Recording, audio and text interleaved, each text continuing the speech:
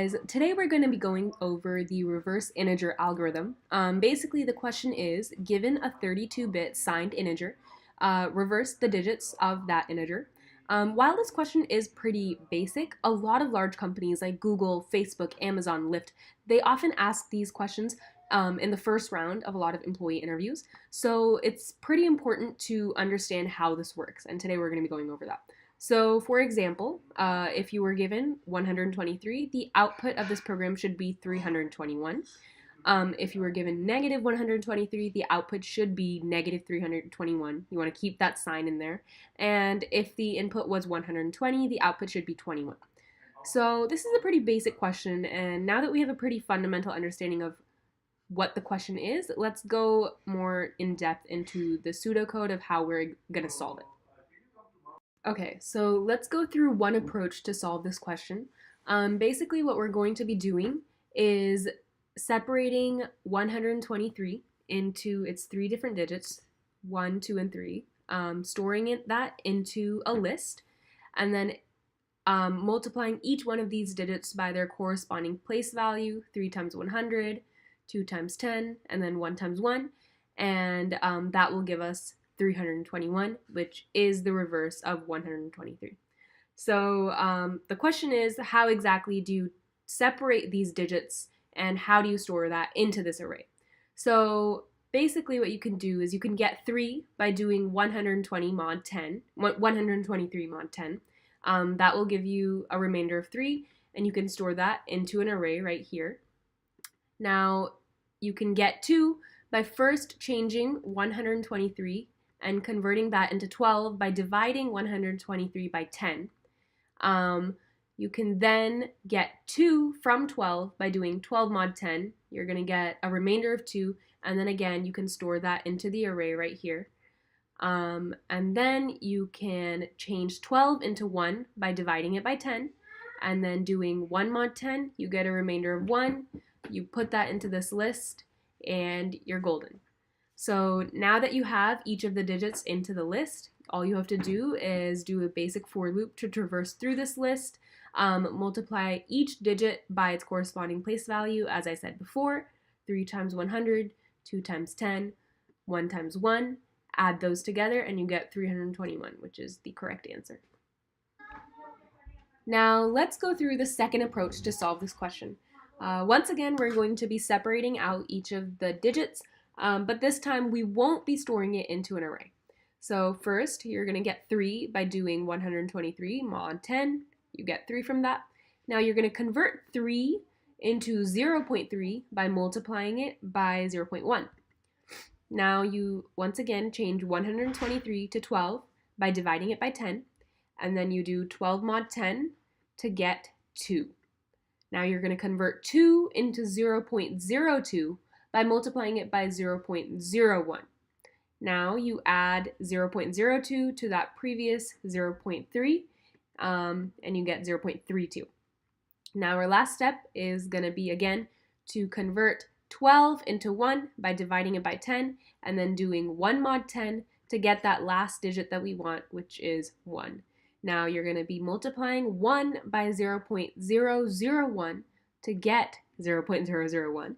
And you're going to add this to the previous number, which is 0.32, so that you get 0.321. Now you might notice that this looks very similar to 321, which is the correct answer. Now all you have to do to get the correct answer is multiply 0.321 by 1,000, and there you go. You have 321, which is the reverse of 123. Okay, so now we're going to be comparing approach 2 with approach 1. Which one is better? Which one is more efficient?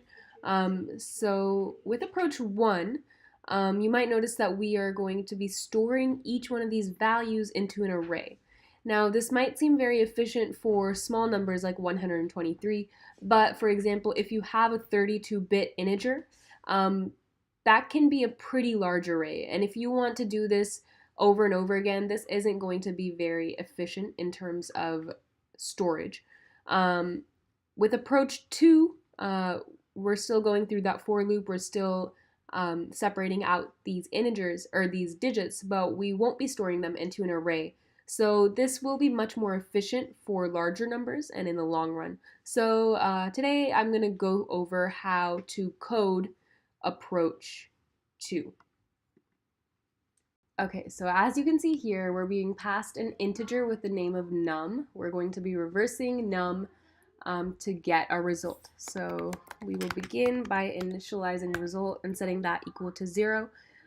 We will also initialize an iterator I and set that equal to 0.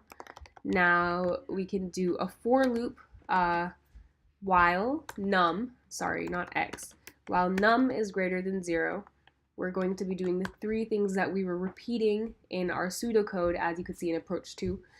First, we will just be incrementing our iterator. Then we will be creating a variable named digit, and that's going to be equal to num mod 10. All you have to do after that is add result to that digit and divide that entire value by 10 to the power of I.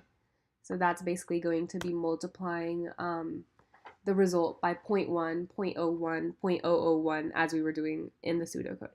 Now we're dividing num by 10, and that's pretty much it. One last thing that we have to do to make sure that we don't have any round off errors is to use the round method. I'll just type in the code here. And you're going to be rounding that to the ones place. And now all we have to do is return the integer version of this result. So while this code works for positive integers, it's not going to work for negative integers or for reverse numbers that are 32 bits. So let's work on some of these edge cases right now. First, let's handle if the number passed in is 0. So we're just going to do if num equals 0. We're just going to return the result, which is 0. And now we can handle if the num is negative. So if num is less than 0, we're going to set a multiplier, spelled that wrong, multiplier variable to -1. And basically we're going to temporarily make num positive by multiplying it by this multiplier. Now if this isn't true, then we just set multiplier equal to 1. Pretty simple. Now over here in the end we can just say times multiplier to make sure that if we did temporarily make a negative number positive, this code right here is just going to make sure that we're returning the correct sign. Now we can handle this note right here, which basically says that if the integer is outside of the 32-bit range, then we want to return 0 instead of that number. So what we have to do for this is basically set a lower bound and an upper bound. Our lower bound is going to equal -1 times 2 to the power of 31. And our upper bound is equal to 2 to the power of 31 minus 1. Now, in the very end, before we return our result, we just have to make sure that our result is not less than that lower bound and our result is not greater than that upper bound. And if this is true, we just want to return 0. And if not, then we will be returning the result. And there you go, that should work.